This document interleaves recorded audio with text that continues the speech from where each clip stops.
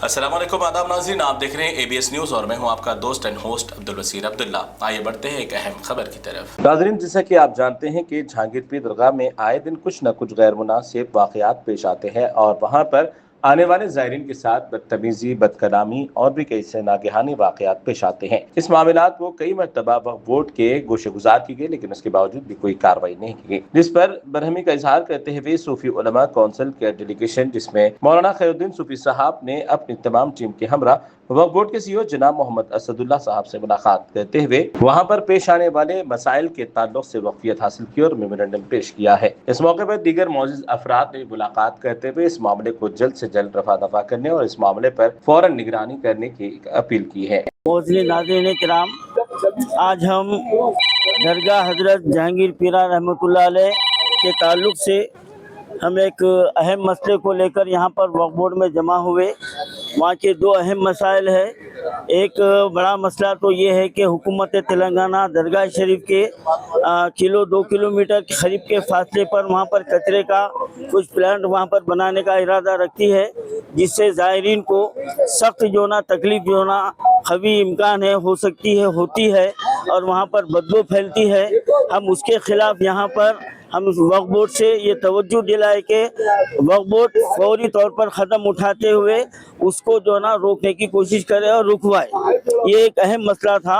और दूसरा अहम बात यह है कि आज 2 साल से दरगाह हजरत जहांगीर पीरों की दरगाह का टेंडर नहीं हो रहा है और ये मसला जो वहाँ के खादिमीन और वक्फ बोर्ड के से जो है ना आपस में टकराव की वजह से कोर्ट में चल रहा है। तो ये दोनों की लड़ाई में यहाँ पर वक्फ बोर्ड का नुकसान हो रहा है और वहाँ की आमदनी खुर्द-बुर्द हो रही है। तो हम इस मसले को लेते हुए हम CEO साहब से ये गुफ्तगू करें कि भाई आखिर ये इस मसले का हल निकालना चाहिए।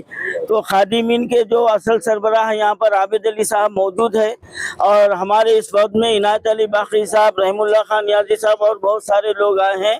तो CEO साहब ने हमसे कहा कि जो आपसे जो माहदा हुआ है, कोर्ट आपको जो आर्डर दिया है वो तमाम दस्तावेज़ात लाइए, उसको हम जो ना सामने रखिए, आपसी जो है ना एक मुत्तहिदा तौर पर एक रास्ता निकालेंगे।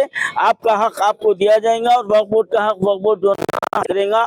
और हम भी यही चाहते हैं कि ये रस्सा कैसे ख़त्म हो जाए, कोर्ट से केसा हट जाए और वक्फ बोर्ड को जो आमदनी रुक गई है वो भी जो ना जारी हो जाए। यहाँ पर गैर मजाज लोग जो ना वहाँ से फ़ायदा उठा ले रहे हैं, दूसरे दरवाजे से वहाँ से रकम चले जा रही, बोर्ड को जो आमदनी आना चाहिए वो नहीं आ रही है और जो वहाँ के खिदमत गुजार है उनको भी उससे फ़ायदा नहीं हो रहा। तो आखिर इसका कोई हल होना चाहिए, हम ये मसला रखे हैं। और तीसरा अहम मसला हम दरगाह यूसुफैन के ताल्लुक से रखे हैं कि वहाँ से कुछ जो ना वीडियोस वायरल हो रहे हैं। वहाँ के कोई मौज़न है, वहाँ के कोई मस्तान साहब है, उनके ताल्लुक से कई शिकायत मंजर आम पर आ रहे हैं।